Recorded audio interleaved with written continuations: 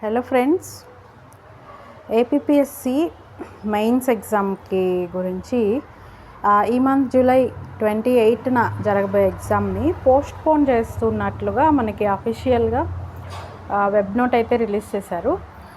So అది కూడా ఇప్పుడు 1 అవర్ బ్యాకే రిలీజ్ చేశారు. అంటే జూలై 28న జరగబోయే ఏపీపీఎస్సి గ్రూప్ 2 మెయిన్స్ ఎగ్జామ్ని పోస్ట్పోన్ చేస్తున్నట్లుగా ఇచ్చారు. సో నెక్స్ట్ ఎప్పుడు ఉంటుంది డేట్ అనేది మటుకు ఇంకా ఇవ్వలేదన్నమాట. దాని గురించి డీటెయిల్స్ అనేది మనకి తొందరలోనే అయితే వస్తాయని చెప్పి ఇచ్చారు.